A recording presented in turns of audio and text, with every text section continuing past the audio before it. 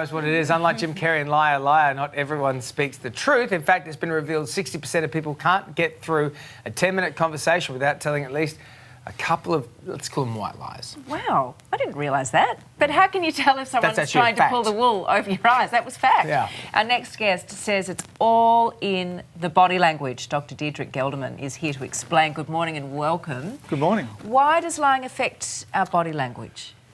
When you're lying, you are deliberately changing things or changing the truth, and your body doesn't like that. So you want to do it with volition, but your body leaks the truth. And the signals we send are 13 to 14 times more powerful than the words we use. And in a 30-second conversation, we pass about 800 body language signals, so something's going to leak. So, you know, the common ones are touching your nose and covering your mouth, are typical signs of lying. What else? Typically, distancing is a really big one. So if I say something that's not true, I want to back up. My body will inadvertently back away from the truth because it doesn't want to be associated with it.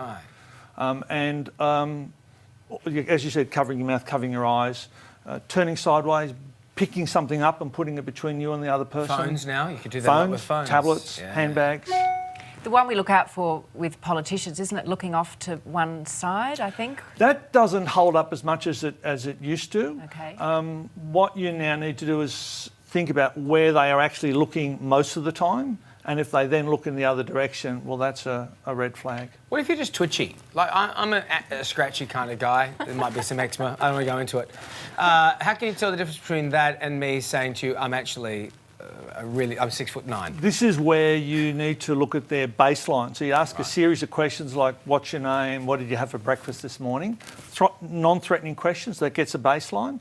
Then the next one is you stress the people slightly or the person slightly by asking them some emotional questions to get a nervous baseline. So what's your most embarrassing moment, for example?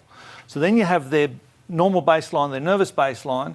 And if they're twitchy in those and they twitch during the questions, then they're not lying. But if they stop twitching during the questions, that's a deviation from the baseline, and that's a red flag. Okay, so it's one thing to observe another person. When it comes to ourselves, though, what should we be mindful of to come across as being trustworthy, truthful? Most important thing is visible hands. Goes back to caveman days, you know. Have you got a spear or a club behind your back?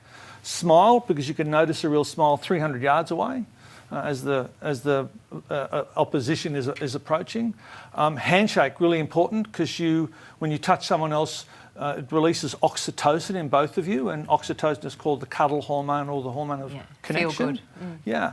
Posture, standing erect, head up, you know, breathing from the top of your lungs. And eye contact. And eye contact, yes. Fascinating. You can learn more about body language at bodylanguageaustralia.com. Dr. Diederik, good to have you. Dr. Diederik's a former vet, so he was very good at reading animals. I think that's a really interesting transition. We are all animals, aren't we? Yeah, we are. at the end of the day. Good to see you. Thank you very much. Thank you. Really interesting.